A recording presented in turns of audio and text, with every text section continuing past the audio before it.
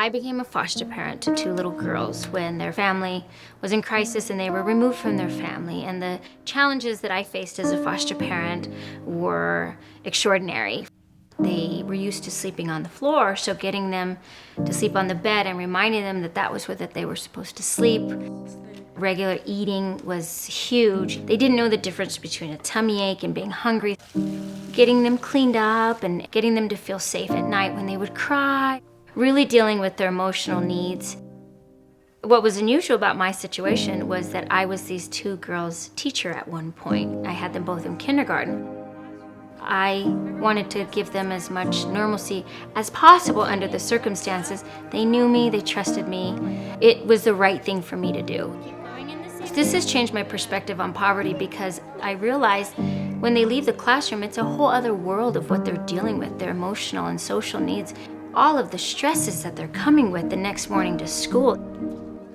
With 50% of the students in the U.S. now living at the poverty level, teachers are noticing that the students are not coming to school fully ready to learn. And our current education policies are just pushing to standardize education, standardize testing into privatized schools, and we're not at all looking at the effects of poverty.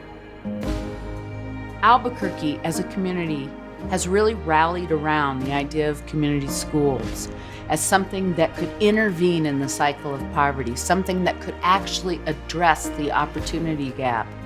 They'll use that building that we have, the 180 touches, 49% of the year, where young people come to school, and make accessible to the students and their families those things that would help them. We have dental clinics in schools, medical clinics. We have before school and after school learning and extended care. The school is the hub of the community. Take all these assets that we have in our community, bring them together in helping these kids be well, be healthy. They send my children home with backpacks, which have canned food. They care about the children, not just from 9 to 3. They care about the children from, 24/7. My youngest, he comes to tutoring after school. Didn't know how to read, now he knows how to read, doesn't stop.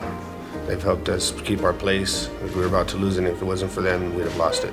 And when more prepared students come in my room, they learn a lot easier than when they come hungry or they don't know where they're going to sleep that night. We have a lot of support.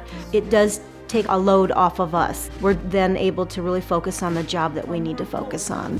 I firmly believe that it is these strategies that will help young people begin to learn, that will help families really become stronger.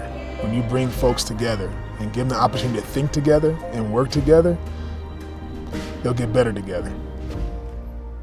Before I was these girls' foster parent, I tried to support their family, and as I do all my families, but it's always reaching farther out into the communities than I have the arms to reach out to. If our school were the hub of where they could go for resources, I think that's how all schools should be because we have so many kids in crisis and so many families in need.